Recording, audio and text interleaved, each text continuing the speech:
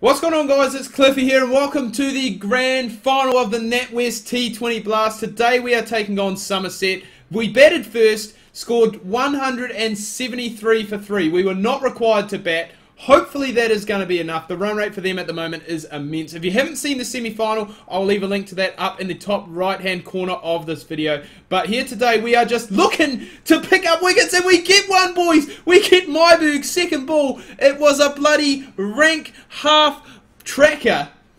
Oh, and we get the catch. Alvaro Peterson, you little beauty. Gutted that I didn't get to bat today. However, the job is not done. Stevie Smith in now. 600s actually in 2020 cricket, which is quite incredible numbers. And we do just want to make sure that I have the right field, because this is quite crucial, to be fair.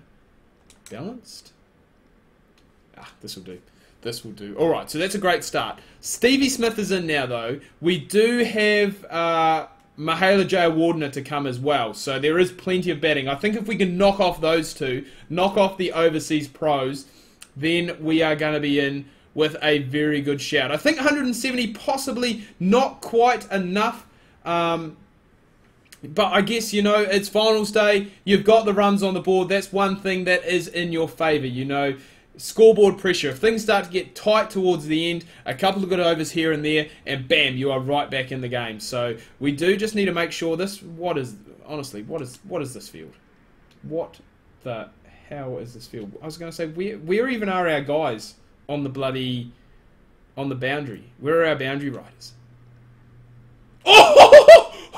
Whoa! I went for outswing. I never go for outswing. And with Alvaro Peterson, it's the Cliff and Peterson show at the moment. Both openers back in the hut inside our first over. You would not believe it. You wouldn't read about it. Jayawardene in now. And as I said, if we can knock off one of these two, man, oh man, what a effort that would be. That one there is played down the ground. Probably going to run away for 4.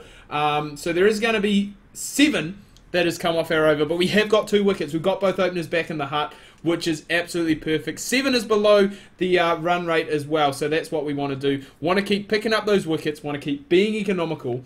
And I think, actually, the fielding restrictions have now finished. So we can go back to that in-swing tactic. As we can see, required run rate is just above 8, so that's all right. We don't mind that a whole lot.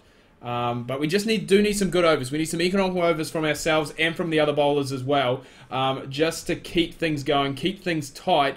As I said, wickets is the best way to do that, especially one of these two. Jayawardene, Steve Smith, just 2 massive players. You know, Jayawardene, the things that he done for Sri Lanka, I mean, he probably still could be playing now. If him and Sangakkara came back, that Sri Lankan side would be totally different than the one that is touring India at the moment. Or I think they may have potentially finished. I think they may have potentially finished that tour, actually. And they're going for test matches later on in the year. We get, oh my god, an objective completed for taking 103 wickets as well. Anderson gets one at fine leg. We've got 3. Where has this bowling performance been all season? Where has it been? We've got 3 wickets inside a bloody over and a half, or over 0.4. We've got rid of Jayawardene. We've got rid of the 2 openers. Steve Smith is the last guy you feel that we need. If we can get rid of him, we are in with a real shout of this. And all of a sudden, now that 3 wickets have gone down, scoreboard pressure does start to come on. I'm going to change the field. We've gone to the same field, the one that got Jayawardene, with a rank 1 down the leg side, and Anderson just happened to be right place, right time, thankfully, to pick us up the catch. But great over that one, just the 2 runs coming from it. The wicket as well of Jayawardene, huge wicket that one, huge wicket. He can't ask for much more than that. So it is looking as though we are going to bowl out. We're going to keep going. That required run rate continues to climb for Somerset. It was at about 8.2. It's now at 8.4. And that is really just what we need in this situation. We just need some dot balls. Need to get that current run rate and required run rate back up towards each other. And then, as I said, scoreboard pressure. This is only a game, I realise that. But scoreboard pressure on the AI, it could potentially have an effect. I mean, it had an effect, looking back now at the NatWest, at the actually finals day. You know, Knots Nottinghamshire winning that final, again, just because of that scoreboard pressure. And they weren't really looking as though they were going to get there. I think Dan Christian took apart someone in the final over of Knotts' innings. I can't remember who it was, but he absolutely took them apart, and that was the momentum. They gained that momentum, and at the end of the day, that was just what we needed. Just like that, boys. Peter Siddle. I'm doing the Peter Siddle and going crazy. I can't control me arms, can't control me hands, because we've just gone and got our fourth. We are single-handedly taking apart this Somerset side at the moment. Gregory in, so 4 down. This guy on the average is 20. We do now have our best bowling performance as well in a domestic 2020 game, because we have only taken 3 for before this. And I was going to say, don't give me the overthrows. Whatever you do, do not give me the overthrows. We are 1 wicket away from a 5-wicket haul as well.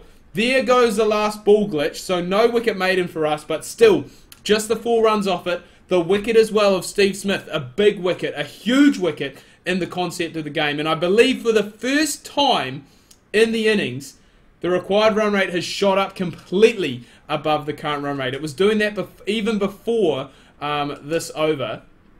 It was even doing that. So I just need to make sure that I have... This field will do...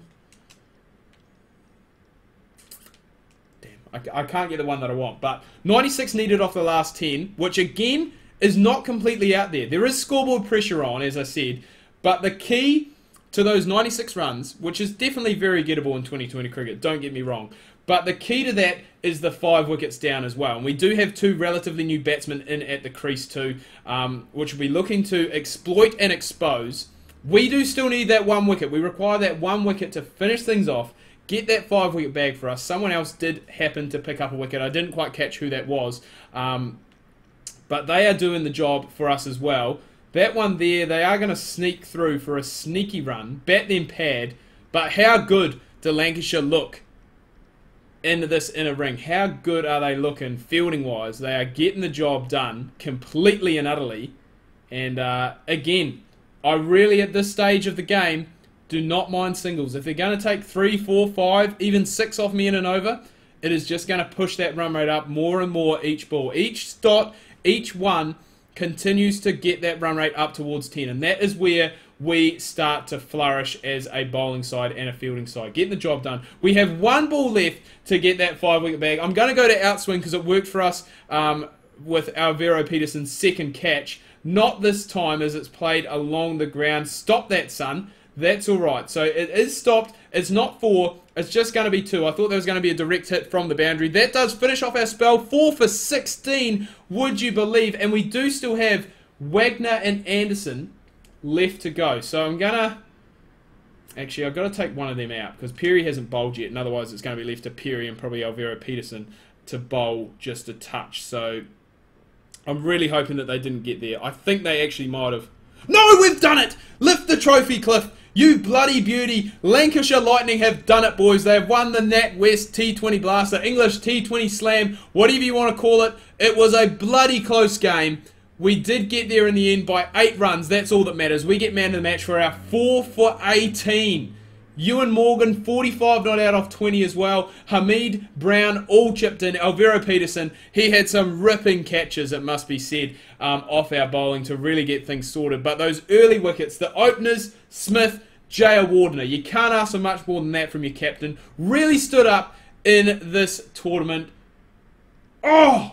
I'm so pumped. Gutted I missed out on the 5-for, but we get the 4-for, and we get the man of the match. We get the trophy celebration. You cannot ask for too much more than that. First piece of silverware on this career mode as well. Has only taken, I believe, 59 episodes. So that's a bit disappointing that it's taken that long to finally get a piece of silverware. But we have done it.